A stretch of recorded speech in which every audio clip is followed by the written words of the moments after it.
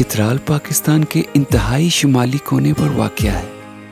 یہ ضلع ترچ میر کے دامن میں واقع ہے، جو سلسلہ کوہ ہندوکش کی بلند ترین چوٹی ہے، جو اسے وسطی ایشیا کے ممالک سے جدا کرتی ہے۔ ریاست کے اس حصے کو بعد میں ضلع کا درجہ دے دیا گیا اور صوبہ خیبر پختونخوا کے مالاکنڈ ڈویژن سے منسلک کیا گیا۔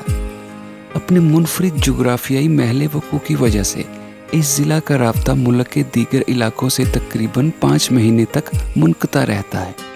اسی وجہ سے چترال میں رہنے والے زیادہ تر مقامی افراد سطح غربت کی لکیر سے بہت نیچے ہیں۔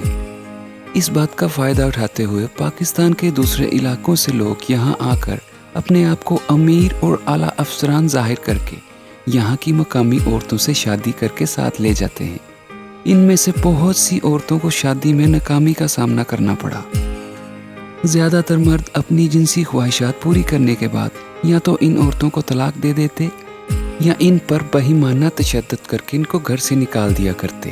سن 2015 سے غیر مقامی افراد کی مقامی عورتوں سے شادی پر پابندی لگا دی گئی ہے۔ چترال کے مقامی لوگوں نے ضلعی اسمبلی میں ایک قرارداد منظور کی ہے، جس میں یہ شرط عائد کی گئی ہے کہ کوئی بھی غیر مقامی فرد مکمل جانچ پڑتال اور پولیس سرٹیفکیٹ دیے بغیر کسی بھی مقامی عورت سے شادی نہیں کر سکتا۔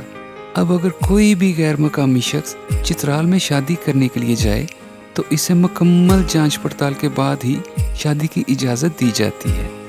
اس قسم کے جرائم کو روکنے کے لیے چترال میں ایک تنظیم بھی قائم کی گئی ہے، جس کا کام ایسی جھوٹی شادیوں کو روکنا اور مقامی خواتین کو تحفظ فراہم کرنا ہے۔